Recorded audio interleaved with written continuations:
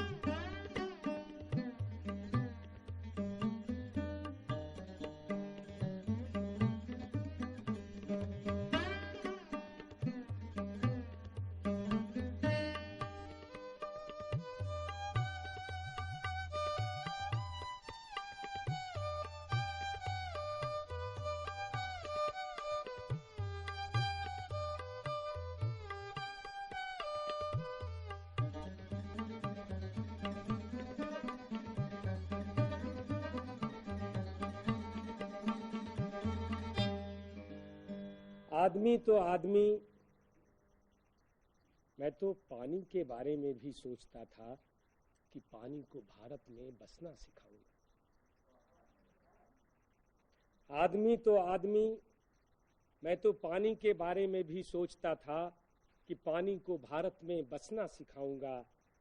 सोचता था पानी होगा आसान, पूरब जैसा, पुआल के टोप जैसा, मोम की रोशनी जैसा। गोधूली में उस पार तक मुश्किल से दिखाई देगा। गोधूली में उस पार तक मुश्किल से दिखाई देगा और एक ऐसे देश में भटकाएगा जिसे अभी नक्शे में आना है। ऊंचाई पर जाकर फूल रही लतर जैसे उठती रही हवा में नामालूम गुंबद तक, यह मिट्टी के घड़े में भरा रहेगा जब भी मुझे प्यास लगेगी। शरद में हो जाएगा और भी पतला, साफ और धीमा, किनारे पर उगे पेड़ की छाया में। सोचता था यह सिर्फ शरीर के ही काम नहीं आएगा। जो रात हमने नाव पर जगकर गुजारी, क्या उस रात पानी सिर्फ शरीर तक आकर लौटता रहा?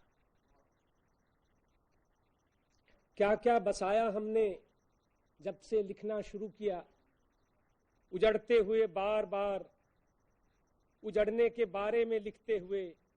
पता नहीं वाणी का कितना नुकसान किया। पानी सिर्फ वही नहीं करता जैसा उससे करने के लिए कहा जाता है। महज एक पौधे को सींचते हुए पानी उसकी जरा सी जमीन के भीतर भी किस तरह जाता है। क्या स्त्रियों की आवाजों में बच रही हैं पानी की आवाजें? क्या स्त्रियों की आवाजों में बच रही हैं पानी की आवाजें? और दूसरी सब आवाजें कैसी हैं? दुखी और टूटे हुए हृदय में सिर्फ पानी की रात है। दुखी और टूटे हुए हृदय में सिर्फ पानी की रात है।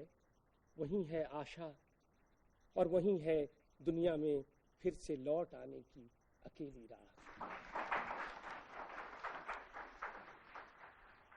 एक बहुत छोटी कविता है, किसी की नजर नहीं गई इस पर। रंगरेज। एक पुरानी कार रंगी जा रही है, छलकने तक रंगी जाएगी। मीर पर बातें करो तो वे बातें भी उतनी ही अच्छी लगती हैं जितने मीर।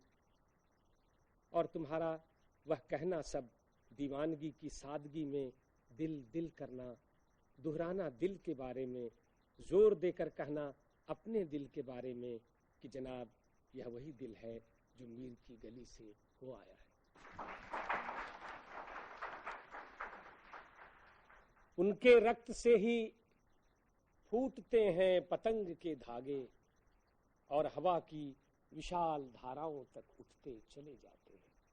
जन्म से ही कपास वे अपने साथ लाते हैं।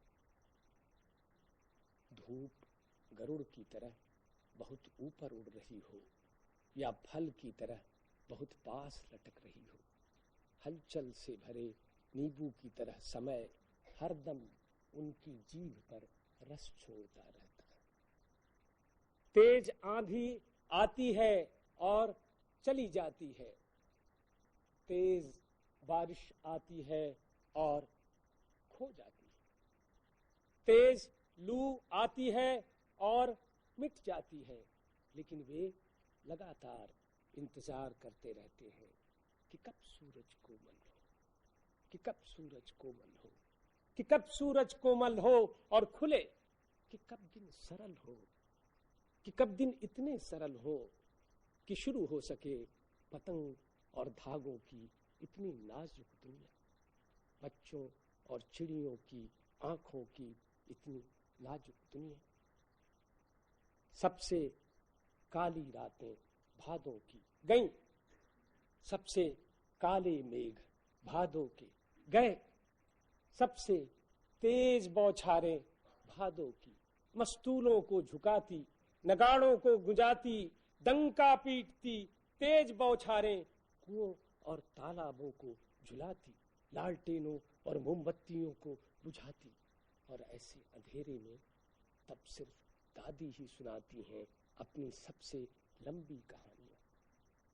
कड़क रही बिजली से डरे उन बच्चों को, तुरत तुरत डरी हुई उन चिड़ियों को जो बह रही झाड़ियों से अभी अभी ऊपर उड़कर आई हैं, भीगे हुए परों और भीगी हुई चोंचों से आखिर किस तरह ढूंढ लिया उन्होंने दीवार में एक बड़ा सा सूखा छेद। बच्चे बहुत दिनों तक जीवित रह सकते हैं अगर आप उन्हें मारना बंद कर दें। चिड़िया बहुत दिनों तक जीवित रह सकती है अगर आप उन्हें मारना बंद कर दें। भूख से, महामारी से, बाढ़ से, गोलियों से मारते हैं आप उन्हें। बच्चों को मारने वाले आप लोगों को एक दिन पूरी दुनिया से बाहर कर दिया जाएगा। बच्चों को मारने वाले शासकों, सावधान, एक दिन आपको बर्फ में फेंक दिया जाएगा, जहां आप गलते हुए मरेंगे और आपके साथ आपकी बंदूकें भी गल जाएंगी। तीसरा हिस्सा है सबसे तेज बौछारें, ताली नहीं, सारा मामला बिगड़ जाएगा। सबसे तेज बौछारें गईं, भादो गया, सवेरा हुआ, खरगोश की आंखों जैसा लाल सवेरा। सबसे तेज बौछारें गईं, भादो गया, सवेरा हुआ, खरगोश की आंखों जैसा लाल सवेरा। शरद आया, पुलों को पार कर दिया। शरद आया, पुलों को पार करते हुए अपनी नई चमकीली साइकिल तेज अब शरद आया, पुलों को पार करते हुए अपनी नई चमकीली साइकिल तेज चलाते हुए, घंटी बजाते हुए, जोर जोर से चमकीले इशारों से बुलाते हुए, पतंग उड़ाने वाले बच्चों के झुंड को चमकीले इशारों से बुलाते हुए और आकाश को इतना मुलायम बनाते हुए कि पतंग ऊपर उठ सके। दुनिया की सबसे हल्की और रंगीन चीज उड़ सके, दुनिया का सबसे पतला कागज उड़ सके, बांस की सबसे पतली कमानी उड़ सके, कि शुरू हो सके सीटियों और किलकारियों और तितलियों की इतनी नाजुक दुनिया। जन्म से ही वे अपने साथ लाते हैं कपास। पृथ्वी तेज घूमती हुई आती है उनके पैरों के पास। जन्म से ही वे अपने साथ लाते हैं कपास। पृथ्वी तेज घूमती हुई आती है उनके बेचैन पैरों के पास। जब वे दौड़ते हैं बेसुध, छतों को भी नरम बनाते हुए, दिशाओं को मृदंग की तरह बजाते हुए, जब वे पेन भरते हुए चले आते हैं अक्सर डाल की तरह लचीले वेग से खतरनाक किनारों पर, उस समय उन्हें गिरने से बचाता है केवल उनके ही रोमांचित शरीर का संगीत। उन्हें गिरने से बचाता है केवल संगीत। पतंगों की धड़कती ऊंचाइयां उन्हें थाम लेती हैं महज एक धागे के सहारे। पतंगों के साथ साथ वे भी उड़ रहे होते हैं अपने रंध्रों के सहारे। अगर वे कभी गिरते हैं छतों के खतरनाक किनारों से और बच जाते हैं, तब तो और भी निडर होकर सुनहले सूरज के सामने आते हैं।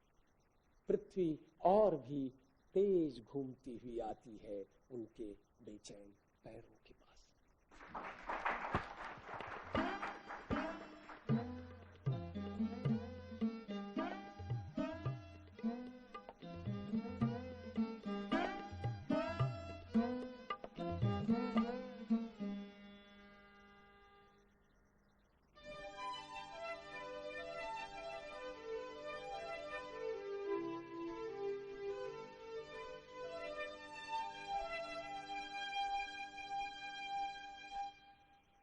तो सबसे पहले मैं शुरू कर रहा हूं भय भी शक्ति देता है संग्रह की पहाड़ पर रास्ते कविता से। एक बार एक आदमी के पीछे चलता यह रास्ता एक दिन पहाड़ के सिर पर पहुंच गया और उसी के पीछे पीछे दूसरी ओर उतर गया यह रास्ता। उसके बाद लोग नई नई घटनाओं के साथ उसी रास्ते से चढ़े और उसी के लगाए हुए रास्ते से दूसरी ओर उतर गए।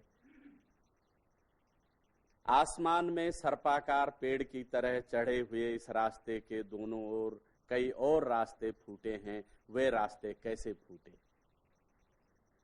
कई बार तो ये तब फूटे जब कोई इस रास्ते से बचना चाहता था, और कुछ तब फूटे जब कोई इस रास्ते से भटक जाता था। कुछ नए रास्ते उन भटके हुओं ने भी बनाए जो फिर इसी रास्ते पर चले आए।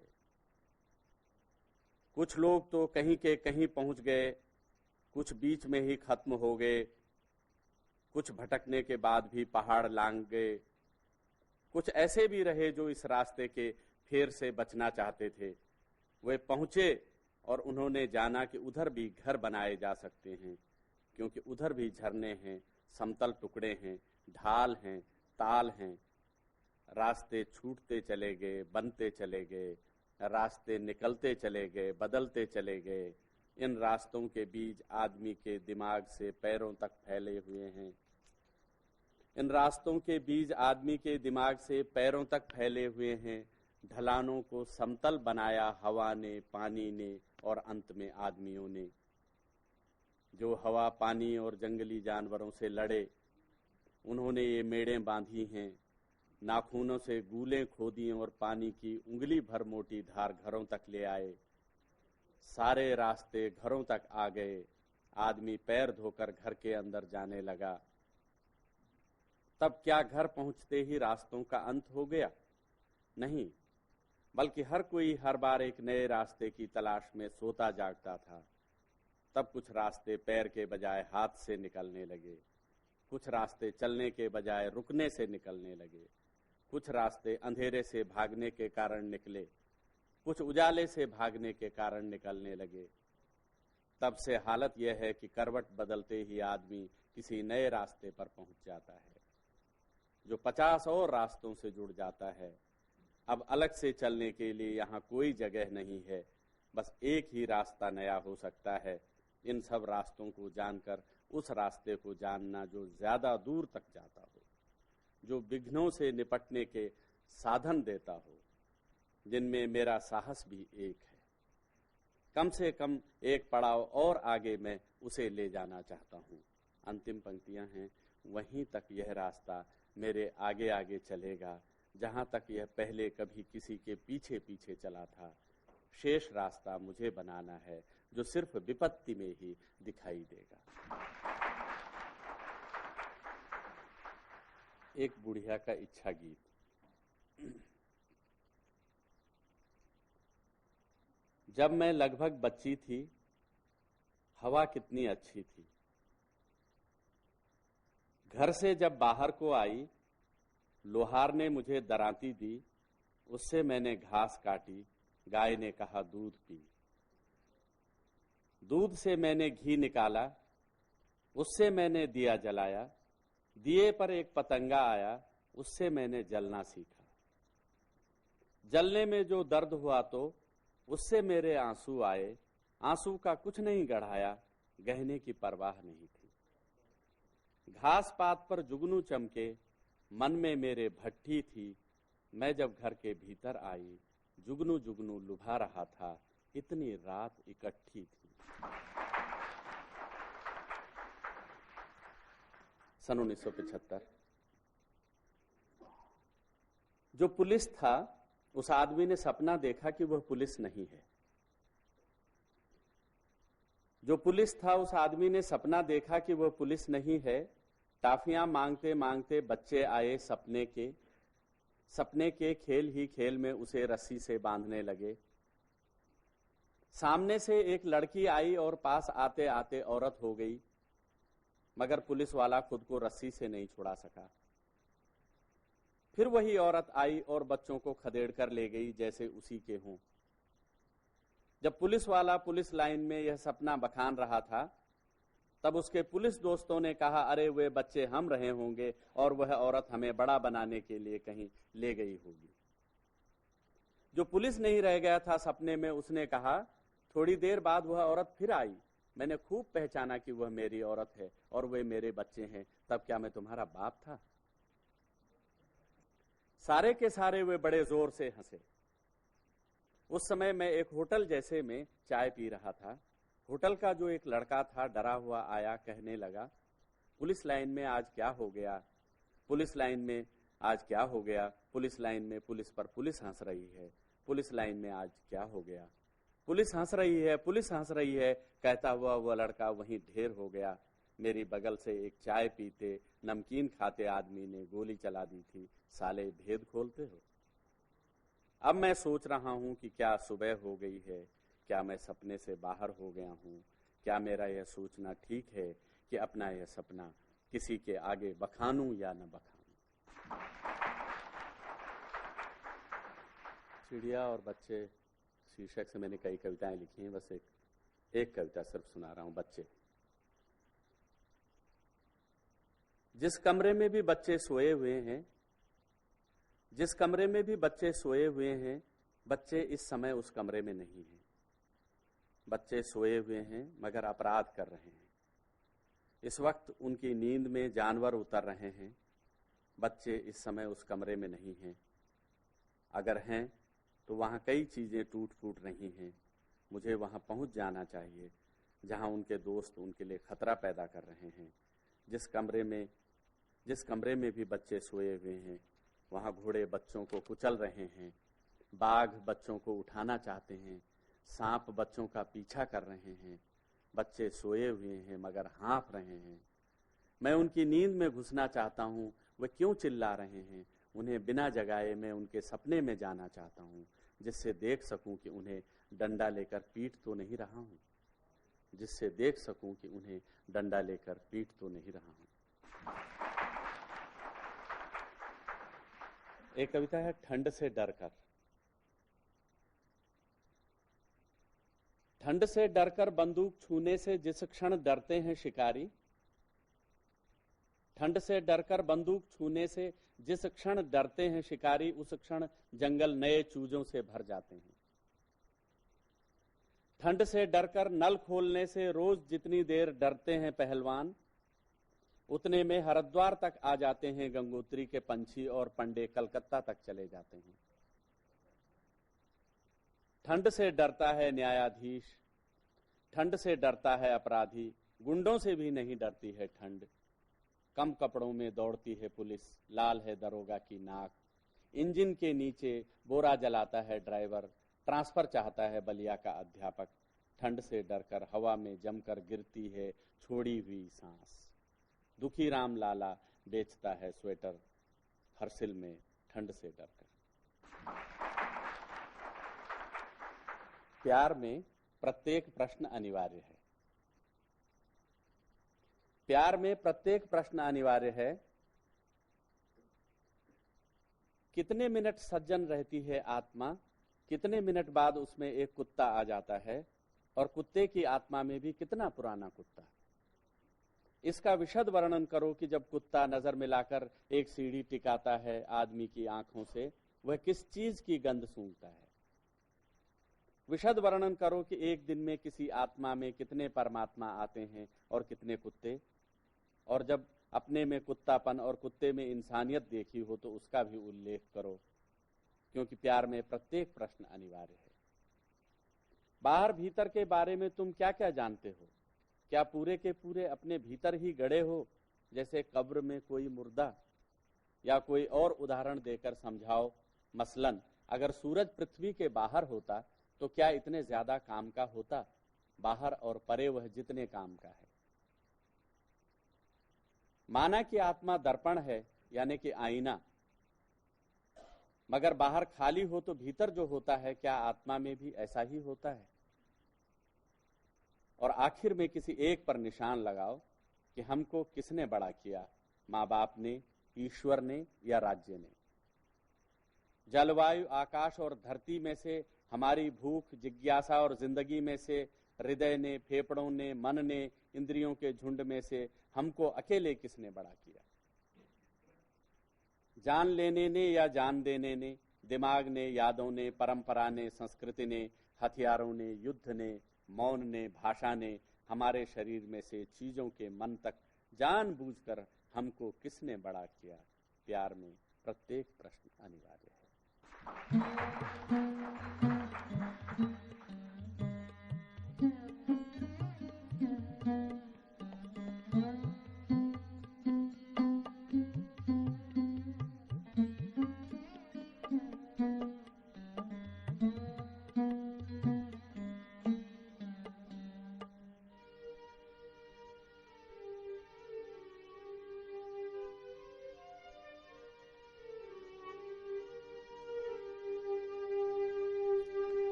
कंक्रीट।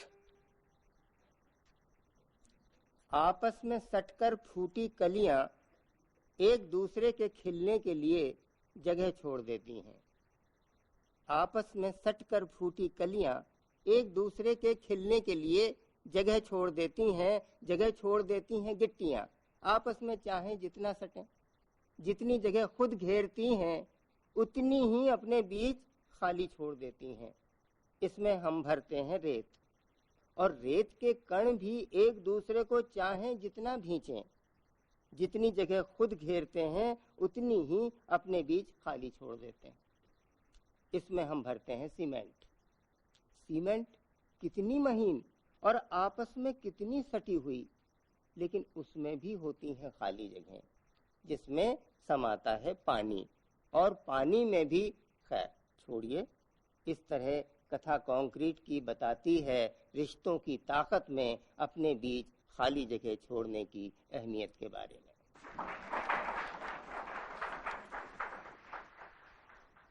दरार। खत्म हुआ ईंटों के जोड़ों का तनाव। प्लास्टर पर दिखने लगी हल्की सी मुस्कान। दौड़ी दौड़ी चींटियां ले आई अपना अन्न जल। फूटने लगे अंकुर। जहां था तनाव वहां होने लगा उत्सव।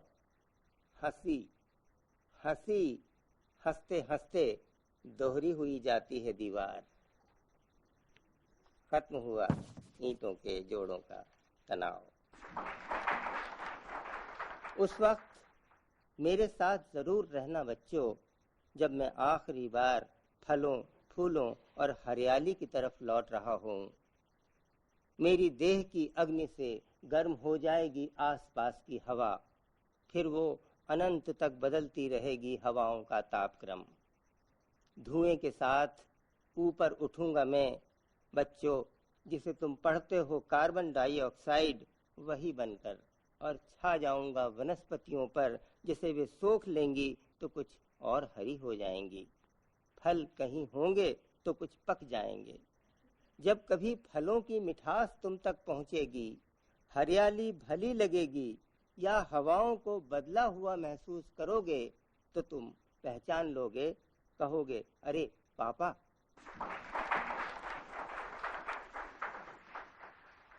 जैसे चिड़ियों की उड़ान में शामिल होते हैं पेड़, क्या कविताएं होंगी मुसीबत में हमारे साथ?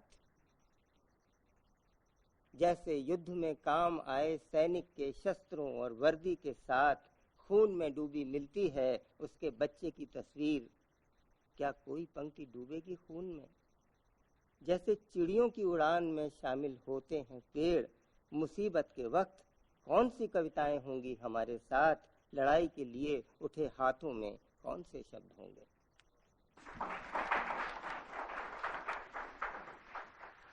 तोड़ लिए जाने के बाद भी फूलों के चेहरे वैसे ही खिले थे। गुच्छे में कलियां खिली खिली जा रही थीं। उन्हें अपने तोड़ लिए जाने के बारे में कुछ पता नहीं था, या फूलों का रोना हमें सुनाई नहीं देता। सुनाई नहीं देती कांटे में फंसी हुई मछली की चीख, क्योंकि चीखने का उपकरण तो गले में होता ही नहीं। आंखों से पहले ही दिखाई देता था कम, और ऊपर से ये कि सामने इतने सारे चेहरे हैं टूटे हुए फूलों के, और रोना किसी का सुनाई नहीं देता। अच्छे बच्चे। कुछ बच्चे बहुत अच्छे होते हैं। वे गेंद और गुब्बारे नहीं मांगते, मिठाई नहीं मांगते, जिद नहीं करते, और मचलते तो हैं ही नहीं, बड़ों का कहना मानते हैं। वे छोटों का भी कहना मानते हैं। इतने अच्छे होते हैं। इतने अच्छे बच्चों की तलाश में रहते हैं हम, और मिलते ही उन्हें ले आते हैं घर, अक्सर 30 रुपए महीने और खाने पर। 6 दिसंबर। इतिहास के बहुत से झूठों में से एक यह भी है कि महमूद गजनवी लौट गया था। लौटा नहीं था, महमूद गजनवी यही था। सैकड़ों बरस बाद अचानक वो प्रकट हुआ अयोध्या में। सोमनाथ में उसने किया था अल्लाह का काम तमाम। अयोध्या में उसका नारा था जय श्री राम। दीमकें। दीमकों को पढ़ना नहीं आता, वे चाट जाती हैं पूरी किताब।